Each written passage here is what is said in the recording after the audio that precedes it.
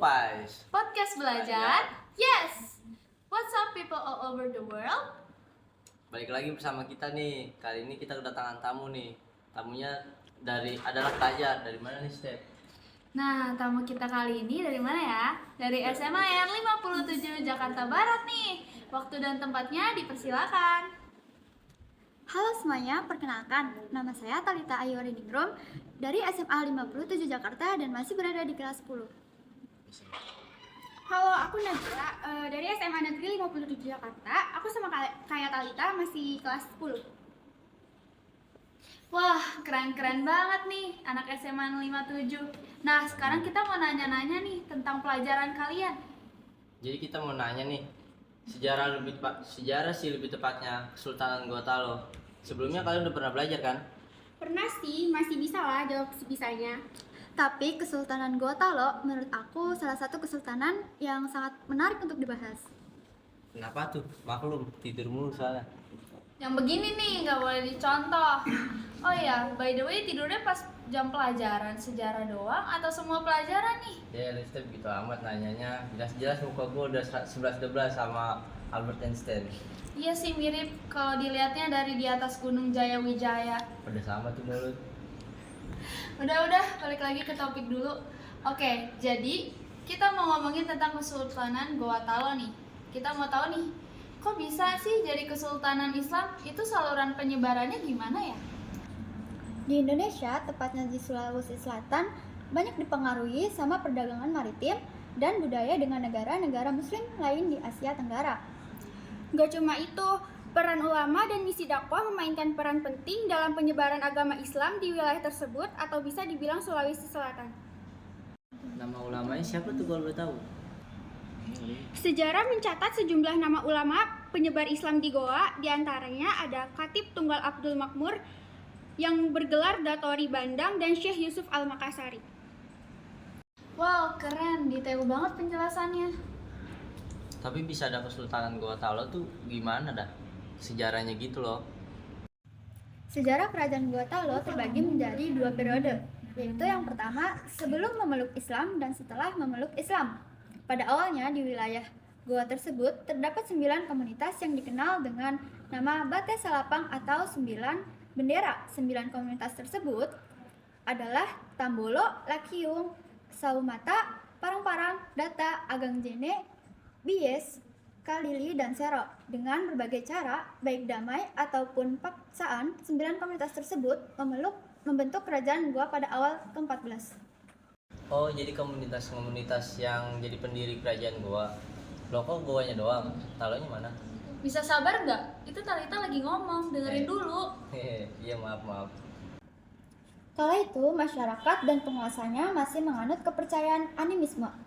Tamanurung Bayena kemudian diangkat menjadi raja dan mewariskan kerajaan Goa kepada putranya, Tuma Salangga. Kerajaan Goa pernah terbelah menjadi dua masa setelah pemerintahan Tonatangka Lopi pada abad ke-15.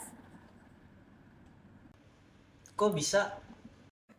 Hal ini disebabkan oleh perang saudara antara dua putra Tonatangka Lopi, Batara Goa, dan Karaeng Loerisero yang saling berebut tahta. Setelah Batara Goa menang, Karaeng Loerisero turut ke muara Sungai Talo dan mendirikan kerajaan Talo.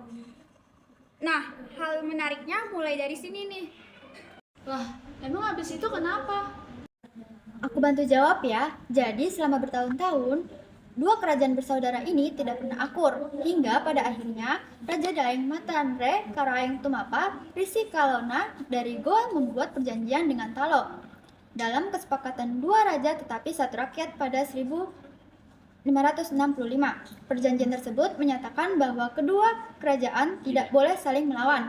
Setelah bersatu kembali, kerajaan ini disebut sebagai Kerajaan Gorontalo atau Kerajaan Makassar dengan sistem pembagian kekuasaan. Raja dipilih dari garis keturunan Goa, sedangkan Perdana Menterinya dari keturunan Talo. Gitu. Wah, seneng nih gue nih jadi paham gue ini nih. Kalau raja yang terkenal dari kesultanan itu ada nggak sih? Nah, ada dong. Yang pertama ada Sultan Malikus Said. Nah, yang kedua itu ada Sultan Hasanuddin. Oh, Sultan Hasanuddin itu dari Kesultanan Gorontalo. baru tahu. Loh, bukannya emang? Stefani aja nggak tahu, apalagi gua. Tapi kehidupan pada zaman Kesultanan Gua Talo gimana dah? Mau tahu gua. Maksudnya kondisi sosialnya. Iya kali ya? Iya ya. Masyarakat Gua Talo dibagi menjadi beberapa kelas sosial. Lebih tepatnya ada 4 kelas sosial. Yang pertama ada Karaeng, yaitu raja atau bangsawan yang memerintah kerajaan. Yang kedua ada anak Karaeng, yaitu keluarga dekat raja. Yang ketiga ada Abdi, yaitu rakyat yang biasa kerja untuk kerajaan. Dan yang keempat itu ada Budak, yaitu golongan terendah dalam masyarakat. Biasanya tawanan perang atau orang yang dijual. Oh, coba jelasin lebih detail dong. Ternyata Kesultanan Goa Talo itu bener-bener ada kelas sosialnya ya. Jadi mirip agama Hindu gitu. Kalau dari segi sistem kekerabatan, di Goa Talo bersifat patrilineal, yaitu garis keturunan dihitung melalui ayah. Hal ini berarti bahwa anak-anak mengikuti marga ayahnya. Mereka kerjanya apa ya? Masyarakat Goa Talo hidup dengan bercocok tanam, berdagang, melaut. Mereka juga jago banget loh dalam membuat perhiasan, kain tenun, dan kapal. Tapi sesuai yang aku cari di internet, bener kan ya ini kerajaan Islam? Bener banget, agama mayoritas di Goa Talo adalah Islam. Agama ini dibawa oleh para pedagang dari Sumatera dan Jawa pada abad ke-16. Tapi zaman dulu mereka boleh belajar nggak sih? Kan sesuai yang dibilang tadi ya, mereka kebagi-bagi jadi beberapa kelas sosial gitu. Itu semuanya boleh belajar atau yang bangsawan aja? Bagus banget pertanyaannya. Pendidikan di Goa Talo hanya tersedia bagi kalangan bangsawan dan anak-anak ulama. Mereka diajarin tentang agama, bahasa, dan ilmu pengetahuan lainnya. Kalau dari segi kesenian gimana? Masyarakat Goa Talo memiliki banyak kesenian sih, seperti tari, wayang, sama musik. Nah, biasanya kesenian ini ditampilin pada acara festival seperti pernikahan atau acara adat. Karena udah terlanjur bahas tentang kondisi-kondisinya, jadi bakal langsung aku paparin aja ya biar jelas. Kerajaan Goa Talo memiliki hubungan yang erat dengan kerajaan-kerajaan lain di Nusantara seperti Ternate, Tidore, dan Banten. Mereka juga menjalin hubungan dagang dengan bangsa-bangsa Eropa seperti Portugis, Belanda, dan Inggris. Izin tambahin ya, kondisi politik Kesultanan Goa Talo berkembang sangat pasti pada masa pemerintah Sultan Hasanuddin, karena pada masa pemerintahannya beliau memperluas dan menguasai daerah-daerah yang dapat menjaga keperluan perdagangan. Bener tuh yang dibilang sama Nabila. Emang Sultan Hasanuddin tuh luar biasa banget ya. Nah, sementara kehidupan ekonomi di Makassar berkembang sangat pesat karena letaknya yang sangat strategis, memiliki pelabuhan yang banyak, disinggahi para pedagang asing. Dan untuk hasil ekspor dari kesultanan ini, komoditas utama kerajaan Goa Talo adalah beras yang disuplai dari Maros dan Sumbawa untuk kemudian ditukarkan dengan rempah-rempah di Maluku.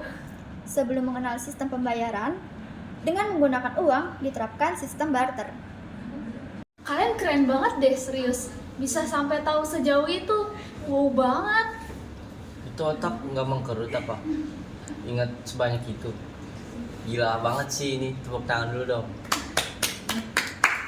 Tapi bagus sih. Jarang banget loh anak zaman sekarang tuh belajar tentang sejarah. Setuju banget, Step. Soalnya gue salah satu orang yang paling mumet deh kalau udah belajar soal sejarah. Kayak didongengin rasanya. Pantesan kena cap si biang masalah. Jangan gitu dong. Itu kan gara-gara dulu buku gue suka ketinggalan di rumah. Aduh, bisa-bisanya berantem. Oh ya, ngomong soal ketinggalan, kerajaan Goa Talo itu punya sejarah peninggalan loh. Emang ada apa tau? Jadi ada Masjid Katangka, Istana Tamalate, Kompleks Pemakaman Raja-Raja Goa, Benteng Rotterdam, Benteng Somba Opu, dan Istana Balalompua. Wah, banyak banget ya. Kapan-kapan boleh tuh kita datengin Saiku. Hitung-hitung buat bahan postingan Popeyes. Boleh tuh, Step. Sekalian review bangunan bersejarah ya kan. Asik, nanti kita ajak juga kru-krunya Popeyes. Anggap aja tamasya bersama podcast. Nggak sekalian lu buat podcast di sana, Step. Ide bagus sih. kalau nggak diusir. Tapi walaupun peninggalannya bisa dibilang banyak, konflik yang dialami sama kerajaan ini sangat sedih tahu. Bener tuh yang dibilang sama Nabila. Emang konflik apa yang terjadi di kesultanan itu? Jadi konflik di Kesultanan Goa Talo yang juga dikenal dengan Perang Makassar terjadi antara Kesultanan Goa Talo melawan Belanda pada abad ke-17. Perang ini dipicu oleh upaya Belanda untuk menguasai perdagangan rempah-rempah di wilayah tersebut, terutama di wilayah Sulawesi Selatan.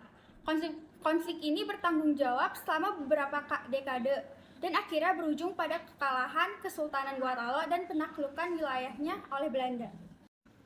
Aduh, Belanda lagi. Saiku, jangan kompor dong. Kalau orang Belandanya lihat gimana? Masa dia ngerti bahasa kita sih, Step? Ya, siapa tahu dia bisa bahasa Indonesia. Tapi jadi lucu banget deh percakapan kalian. Jadi ngakak liatnya.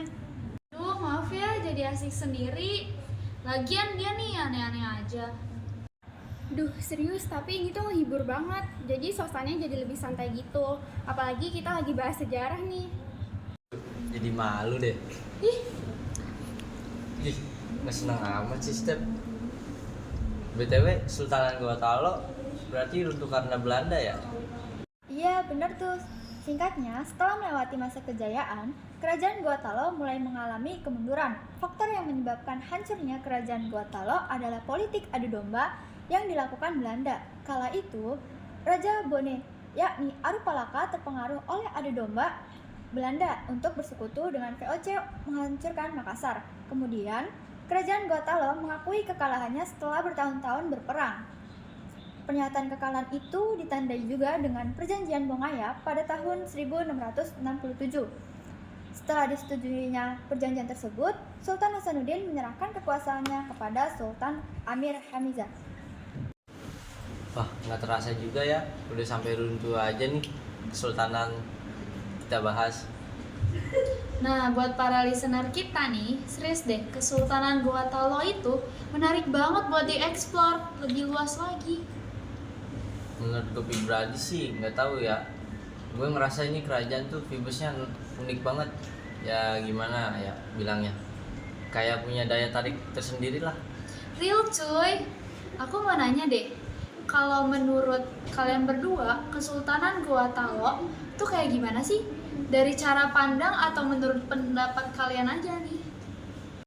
Kalau menurut aku sih yang menarik dari Kesultanan ini sejarahnya yang kaya dan berpengaruh di wilayah Sulawesi Selatan, serta budaya dan warisannya yang menarik termasuk arsitektur dan tradisi yang unik. Aku pribadi suka karena Kesultanan Goa Talo pernah menjalin sukses hubungan diplomatik dengan negara-negara lain, termasuk Belanda, Portugis, dan Tiongkok yang memberikan kontribusi pada kemakmuran dan kekuatan politik kesultanan tersebut. Wih, keren-keren banget nih pendapatnya. Oke, mungkin udah cukup kali ya untuk pembahasan tentang Kesultanan Goa Talo sendiri. Saiku ada mau ditambahin nggak?